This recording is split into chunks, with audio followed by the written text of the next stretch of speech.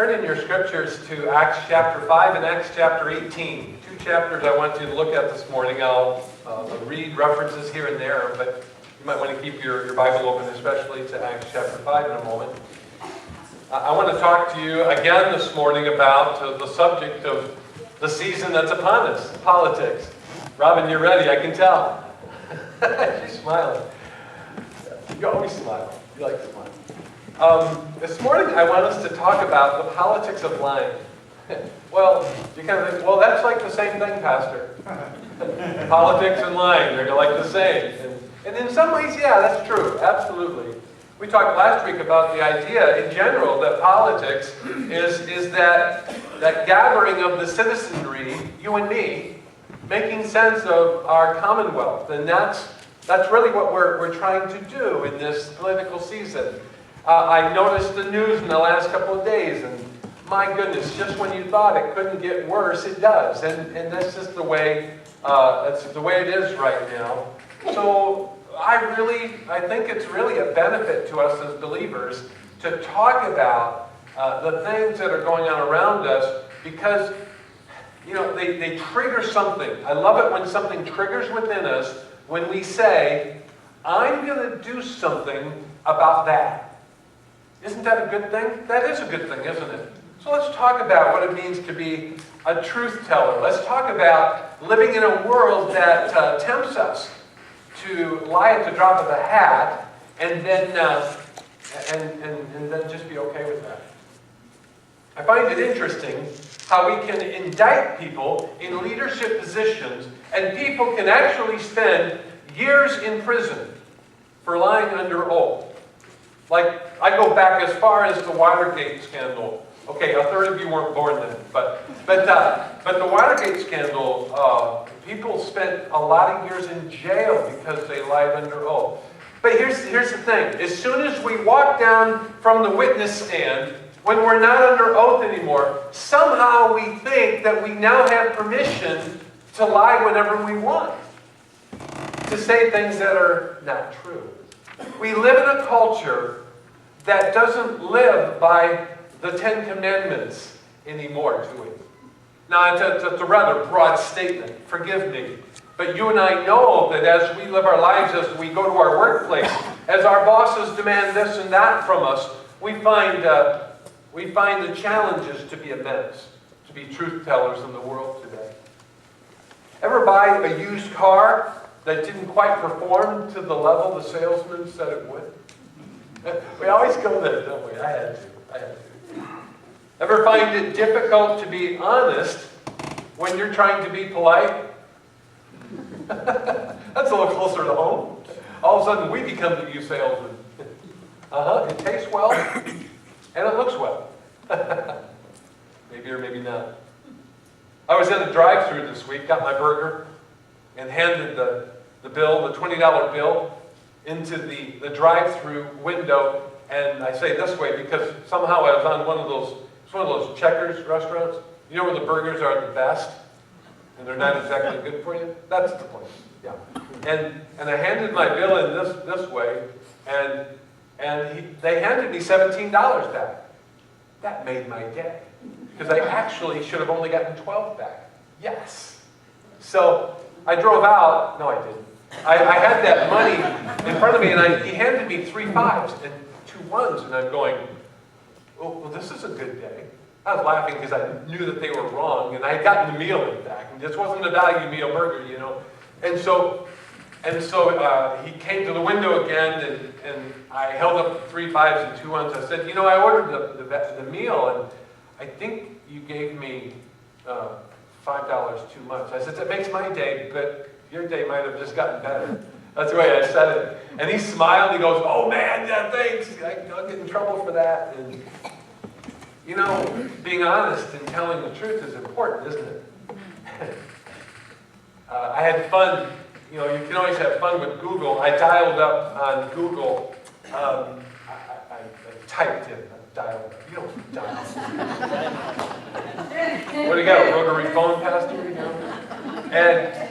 And Google, I just typed in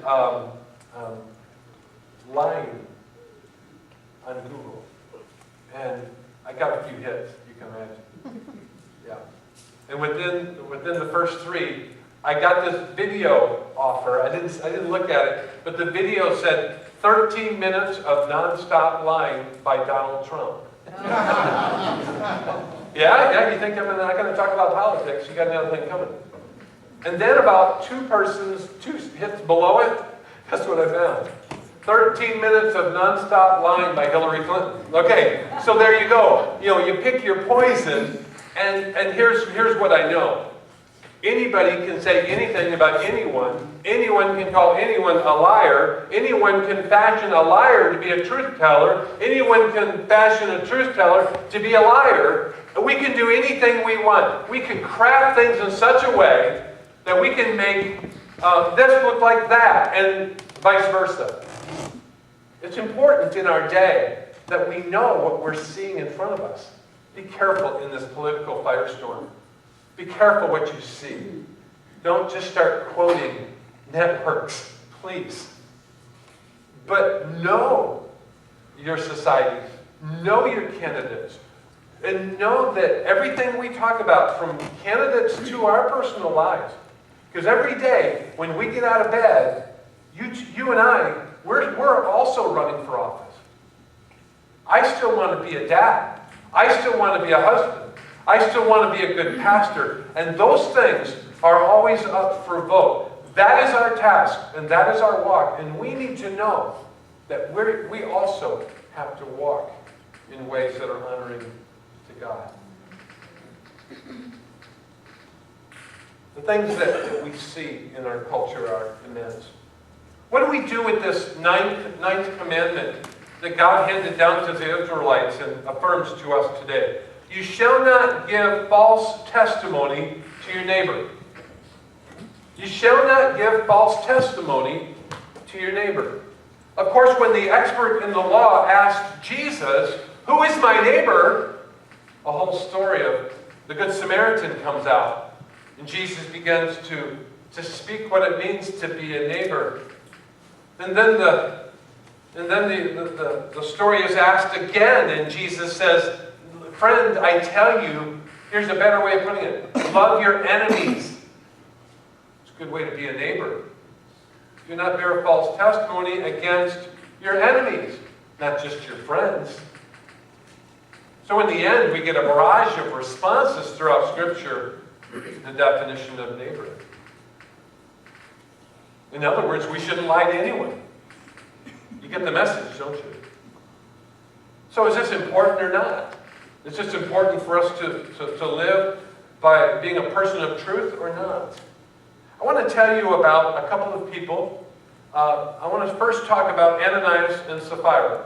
Some of you who know this story, and the rest of you will know in a minute.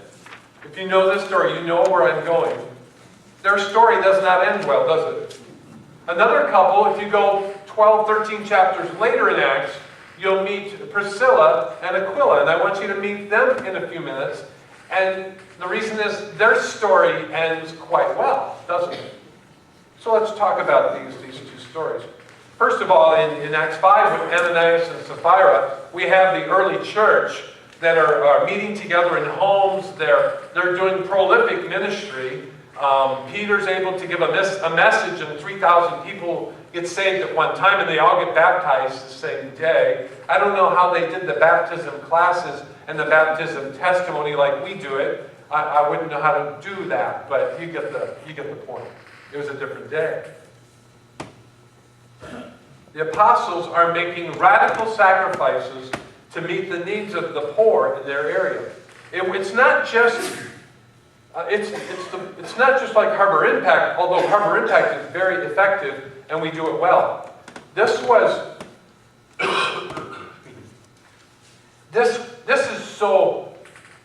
is so comprehensive across the entire church. People were displaced. There was movement of people systems all over. And as Rome was considering to have this heavy hand over Israel, there was this sense of want and need. And so they were responding to each other's needs. And they said people would sell whole properties and come and give it to the disciples and say, distribute this any way you can.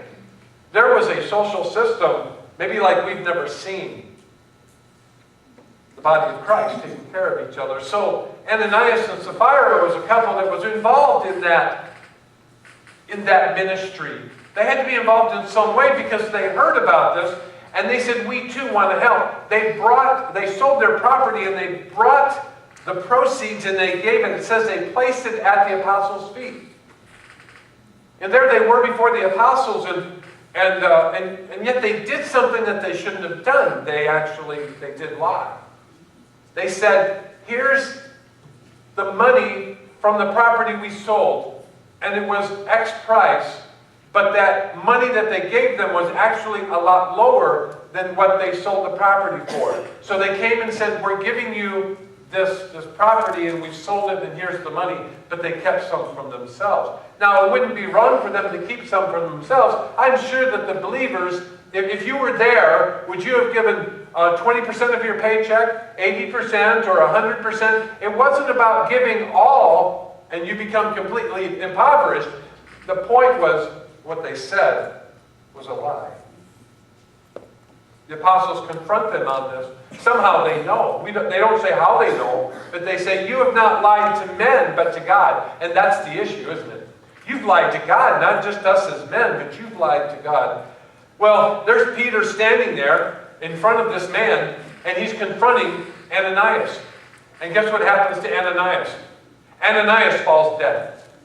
He dies right in front of Peter. Now, in the text that I read, I could find no place that says Peter said it was going to happen or that he did it. In fact, Peter's standing there. Can you imagine confronting someone with their sin?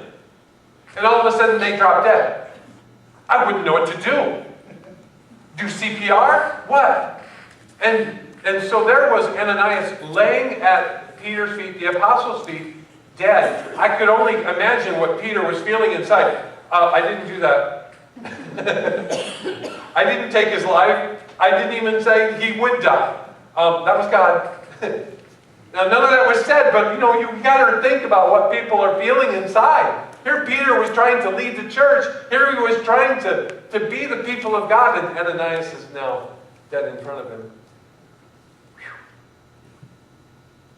Episode over, except there's Sapphira. She comes in 3 hours later. She doesn't know that her husband's dead. It gets more personal than you think. And I think knowing their names just kind of somehow puts this right in their living room, doesn't it? They ask her, did your husband buy this or sell this property? Did you also do this and you brought the money? Is this how much the land was? And she goes, yes, yes, yes, yes, and yes. And then Peter says what needs to be said.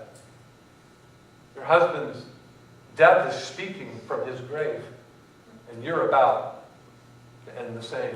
And she drops dead. Wow. She dies right in front of the apostles again. And listen to this verse. Great fear seized the whole church and all who heard about these events. God does not relish the thought of the loss of life.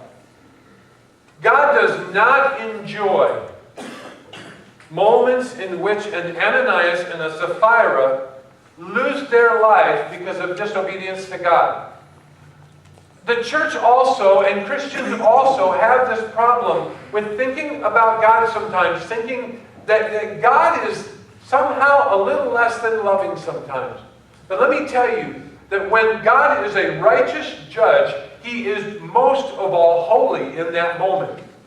And it is a God of deep and abiding love that cares for us enough to say that when we are going to disobey God, God will be a God that's faithful to those who will trust Him and humble themselves before Him. Ananias and Sapphira decided not to do that. In fact, they took the very systems which brought the salvation to Israel and to Christendom in that day, and they manipulated it for their own purposes. And God sent a message. Do you think the church got holy? Do you think giving got a little more pure? Uh-huh. I mean, I bring my tithe to the church, I'd be shaking. Here, have it all. I'd rather be poor than dead. No. Maybe that's a little bit of fear, but it says fear came over them. I'm here to tell you, friends, this morning that God wants us to tell the truth. Anyone not get this point? This is not a prophetic word. This is just the truth that's in front of us, isn't it? Go to Acts chapter 18. We find another story. A story of a couple that have, in another way, in their own way, they come to present themselves before the apostles. That's not the same. They don't bring an offering. I didn't choose that kind of a story. It doesn't say anything about Aquila and Priscilla. And if you don't know male and female names, obviously Priscilla is a woman's name, Aquila is the husband's name. I'll be honest with you, I often get them confused in my mind. I'm constantly reminding myself that Aquila is the husband and Priscilla is the wife. And so here we have this beautiful couple. Paul, his relationship with this couple, we've now seen Paul come on the scene. He's gone from the persecuting Saul that he was through his road of Damascus experience. He's risen up in the church. The apostles now trust him. He, in fact, becomes the father of the New Testament, it is said. And the experience that Priscilla and Aquila have with Paul is quite different. Priscilla and Aquila meet up with Paul in Corinth as they've been sent away from their home. They were residents of Rome, you see, and they were displaced. And as even later Paul was on his way to Syria, that's an immigration situation today, isn't it? But even before Paul was on his way to Syria, here he comes to Corinth and he runs into these displaced immigrants, Aquila and Priscilla, who are now in Corinth. They meet. After a few minutes, hours, days maybe, Paul ultimately asks the question that all guys ask, so what do you do for a living? And Aquila or Priscilla says, we're tent makers. Paul says, how interesting, so am I. And isn't that how life works when God brings us together? And they began to do tent making together. And it says that Paul stayed with them. That means Paul was in their home. And so they developed a bit of a relationship. Remember who Paul is, and he's got a prolific ministry now, and he's planting churches, and he's on these missionary journeys. And so it isn't just anything to meet up with, this kind of a New Testament Billy Graham of sorts. And so there they are, spending time with Paul, and assisting him, and blessing him. Paul arrives, as I mentioned, in Corinth to potentially minister to Corinth and plant a church. As usual, he goes to the synagogue. As usual, he has problems there. And he goes next door to the, I can't remember his title, one of the synagogue rulers. And he's there. He said, I'll go to the Gentiles. So where does he go? He goes next door to the one of the leading Jewish synagogue rulers. Oh my. So there he is ministering in a Jewish home, but to the Gentiles, as he said he would. This was quite the place. So there he was ministering. It says every Sunday. And then after a while, the tent making it doesn't say so, but it's like it gets put on the back burner because it says Paul begins to preach and teach full time. He did it all the time. And that meant that Aquila and Priscilla, I can only imagine, were saying, we got this covered, Paul. Go. We'll take care. We got everything else covered. You don't need to do this anymore. You go. And they became assistants to Paul in the years to come. A year and a half later, the church is established. And then it simply says, this passage moves quickly, as you can imagine, through time. And then a year and a half later, it says, Paul set sail for Syria with Aquila and Priscilla. So they go together. And so they get over to Ephesus, and it says Paul leaves them in Ephesus. We don't know why, but he later connects with them, and he mentions them by name on several occasions. Undoubtedly, Paul is endeared with Aquila and Priscilla. Paul references them in other places and always references them with great honor. Now, how do I reference Aquila and Priscilla in regards to truth and error, lying or being honorable or dishonorable? There's nothing here that says that they specifically told the truth. But that's the point. The more I read this, I thought, this is it. This is what we've got to talk about. Because you see, we see the comings and the goings of this couple who by divine appointment have met up with the apostles. They jointly commerce their tent materials and engage in buying and selling, you presume, honestly, truthfully, honoring all that come to them. They build a truthful, honest life. And that's the point. I love this story because it helps us see this couple from 100 different angles and say, I'd love to hang out with them. You know, I remember a family back in Wilmore, Kentucky when Judy and I were in seminary. I don't think I'm going to remember their names. But I remember that as a young couple, when we got to seminary, we really could use a friend. We didn't really know many people at all when we got there. We had a few dollars to pay our bills. We were living in a borrowed apartment of a couple that went over to Japan for a few weeks for a summer internship assignment. And so there we were, landing in Wilmore, finding jobs, and making a life, hoping that I would go to school that fall. And this couple in the church, we got to know them, and they were like, hey, anyone who wants to come over for lunch, you can come over. Sunday after church, they would have anyone over for lunch. But you need to know that we have one menu item that's the same every Sunday. We always have hot dogs. Because as many people as can come, they invite them. They don't shrink away from that. And so we would go over to their home from time to time, and they would just put more hot dogs on the grill, and that was their way. They had a way of opening up their home, and there was like, your resources are our resources. Our life is your life. And at 2:30, we take a nap in this house. You know, that's who they were. And they knew how to take care of themselves. They knew how to take care of others. And there weren't any assumptions about life. Don't you love that? That's the kind of couple I think we're describing here. It's a beautiful thing when God's people enter into the right kind of relationship with God and with each other. Truth-telling, honesty, integrity. Although each of these words are different, they all come to the point of forming a godly person who is either honoring God and others or not.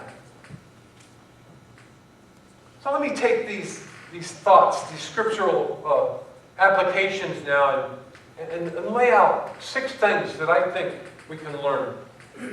I think of the best things about people who tell the truth. So let's talk about it. My goodness, we could preach this kind of a message for the next 10 weeks. And we would, by the end, just go, you know, we probably haven't talked about this enough. Because telling the truth in our age has just become so difficult. And the temptations to shade the truth are always with us. So let's talk about these things. People who tell the truth gain favor with God and man. People who tell the truth gain favor with God and man.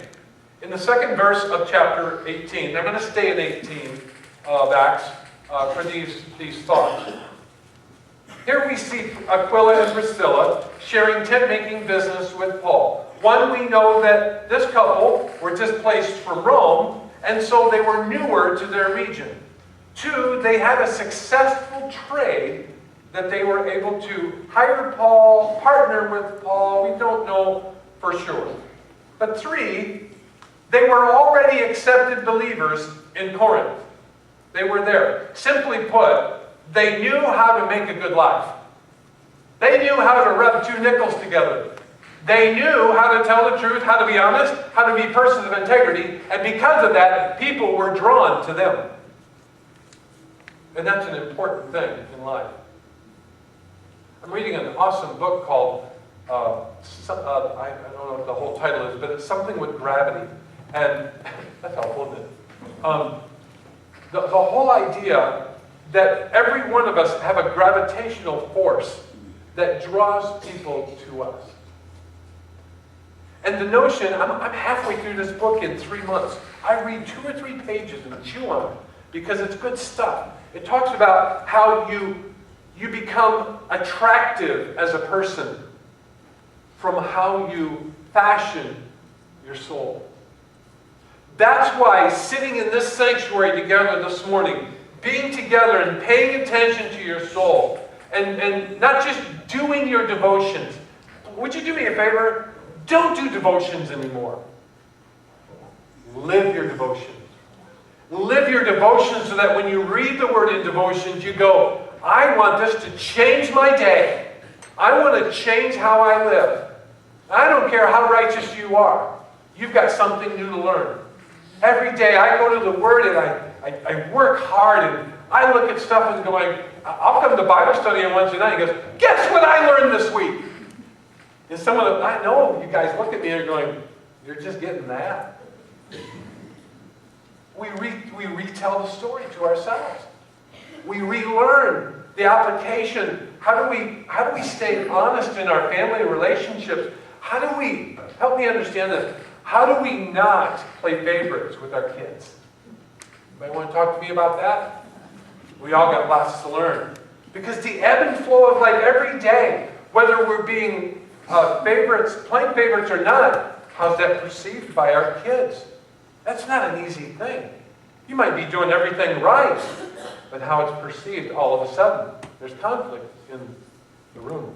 If you have 2 kids, you know I've got 2 daughters. If you got 2 kids in the room and you took a vote, which one of you thinks I treat the other better? They're both going to say, well, you always treat my sister better. Yeah. That's just the way it is, isn't it? So how do we grow in those things? People who tell the truth gain favor with God and man. I was able to write a letter this week. It's one of my favorite things to do. Someone comes to me, they often come to you, I'm sure, and said, would you give me a letter of reference? This one was for one of our youth who were entering Honor Society. And I told this gal, I said, oh, I've got things to say. And they're all good. In fact, I'm pretty sure I put a copy in your box so you can see what I said, because I believe every word I wrote. We get to honor each other. We get to say good things about each other when they're true. When they're true. So people who tell the truth gain favor with God and men. Secondly, being a person of truth opens doors of opportunities. When Paul leaves Corinth for Syria, Aquila and Priscilla are invited to go with him. Don't look past that. Read in between the lines. When you're reading, especially the book of Acts, read about 4 words and then stop and say, now what did that mean? What did it mean for this couple who were from Rome, who were displaced to Corinth, to leave Corinth to go with Paul to Syria? And then what did it mean for Paul to drop them off at Ephesus and you not know why? Have fun and figure out why.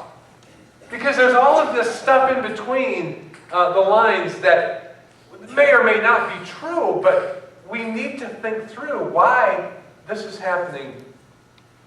They went to Ephesus because the Lord was opening a new door of opportunity. Verse 18, chapter 18. Wow. They got to hang out with the Apostle Paul in Corinth. Now they're with him abroad, and he's dropping them off and doing something for Paul that was very, very important, not to mention the kingdom of God. I'm sorry I got to tell this story again. It's one of my favorite stories. My younger brother, Greg, next younger, just so, for the record, he was always wrong, I was always right. But as we grew up, he was short and stocky. Somehow, this has nothing to do with the story, somehow the Lord gave Greg extra long eyelashes. Now, if that's a weird part of the story, I don't know what it is.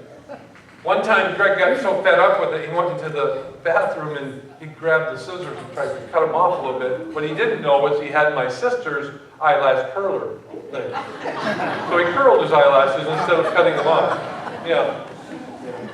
My brother's been in counseling since, believe me. So Greg, he had a rough early life. His life really didn't start till he was near 30 because he got into alcoholism and drugs, and he really got messed up. And when he finally got his act together through all kinds of recovery programs, all of a sudden he hit the pavement and he's never looked back. And he started a business. He was working for a tree company, kind of like what Josh Slate does, and the boss says, "Hey, after a while," he says, "you're really good at this, Greg." And he says, "I'll sell you my stump grinder, and I'll give you all my stump grinding business, because I hate doing that. If you're interested, you can have it." That's how Greg started his tree business. Today he has trucks with buckets and all the whole 9 yards. My brother says this. My brother says, he says, "Randy, I would go everywhere. And because I stayed in the town that I grew up in, my dad ministered there as a pastor." Of course, I know this, but I'm telling you that wherever Greg went, he would say, "Hey, can I help you?" He would help with the tree business. And he'd say, "By the way, you ever heard of Wes Bennett?" And I go, "Yeah, I knew Wes Bennett." He goes, "He's my dad." And Greg told me, he says, I'm not ashamed, I built my business on the character of my father. Everywhere he went, he made a buck. But he was also a man of honesty, a man of truthfulness, and I honor my brother with that story again today. Doors of opportunities open to us when we are persons of truth. Number three.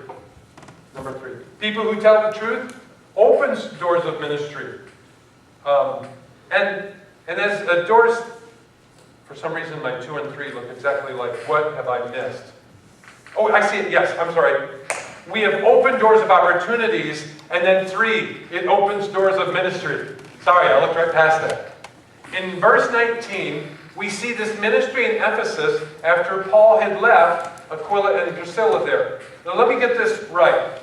Aquila and Priscilla are a huge part of supporting Paul and had full access to the father of the New Testament. Don't look past that. Then a short but reasonable time later, this man comes in Ephesus into Aquila and Priscilla's life. His name is Apollos. If it wasn't enough of an honor to get to hang out with Paul, now they're hanging out with Apollos. And it says in verse 19 that Apollos wasn't getting it totally right, and so they invite Apollos into their home, and they correct him. He humbles himself, gets it right, another piece of the puzzle of ministry within the Christian church, and they find fellowship, and they find continued relationship in the church. It's a pretty cool story. It's as if assisting the Billy Graham of that day wasn't enough. Now they get to meet Franklin Graham, who was just at our Capitol this week, leading us in a procession of encouragement and blessing in this horrible political time. Could it be that God sends such persons to Port Huron that in your neck of the woods, in your business, in your homes, you might be given personal influence with the next great leader of our world? Who is it? Who would it be? You remember the couple, some of you might know Dr. Howard and Jane Snyder. Any of you know Jane? Jane Snyder. Whoa. Jane. I said Jane. I typed Jane too. Jan Snyder. Jan's maiden name was? Lucas. Okay, how many of you know Jan Lucas? There you go. A few of you do. Jan grew up in this church. She is the wife to Dr. Howard Snyder, who was one of our main professors, known around the world in his writings, has done much for the Free Methodist Church. A true man of God. Got 3 of his trilogy books sitting on my shelf.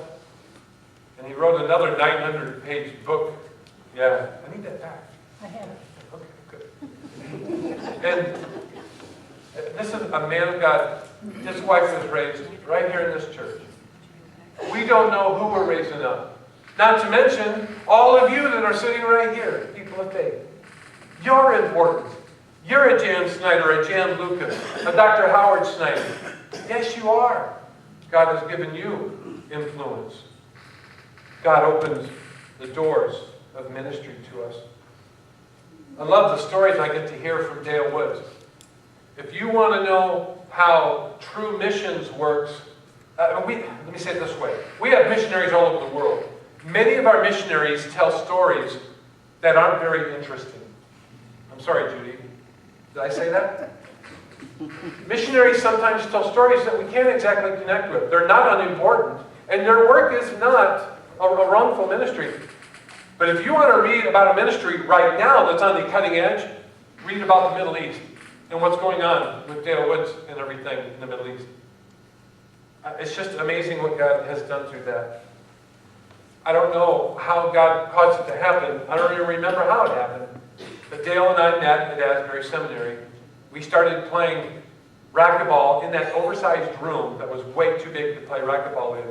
But we became friends and brought that influence back to Michigan when we both graduated the same year.